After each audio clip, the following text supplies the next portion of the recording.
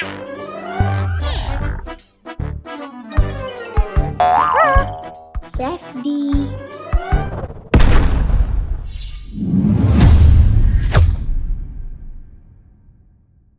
Hello చిన్న పిల్లలారా, ఈరోజు నేను మీకు ఒక ఆసక్తికరమైన కథ చెప్పవచ్చా.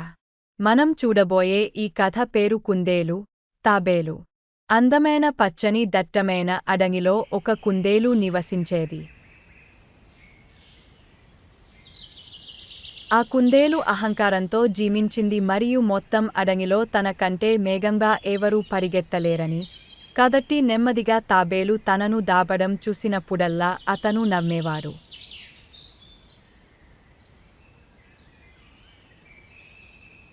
తాబేలు చాలా ఓపికతో దీన్ని హరించింది.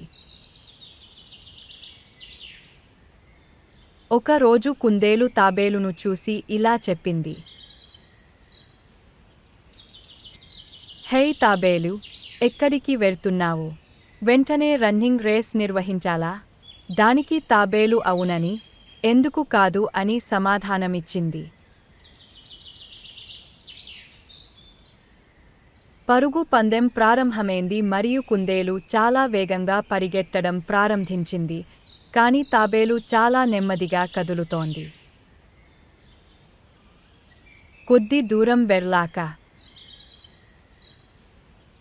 కుందేలు గర్వంగా ఆలోచించింది, తాబేలు నన్ను ఎలా కొడుతుంది? చెట్టు కింద పడుకుని నిద్రపోవాలని నిర్ణయించుకున్నాడు.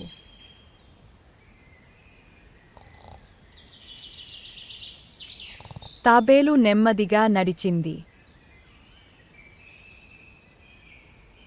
కుందేలు నిద్రపోవడాన్ని చూశాడు.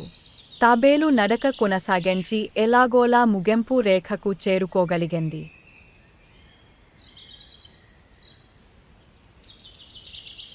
కాసేపట్లే కుందేలు మేల్కొని, అయ్యో, నేను చాలాసేపు నిద్రపోయానని అనుకుంటున్నాను.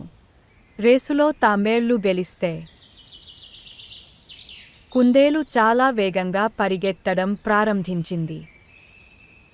అప్పటికి తాబేలు రేసులో గెలిచింది. ఈ కథ నుంచి మనం ఏం నేర్చుకుంటాంబదు? మనం చేసే పనిలో ఎంత మంచిగా ఉన్నా అతివిశ్వాసానికి లోను కాకూడదని అర్థం చేసుకుంటాం.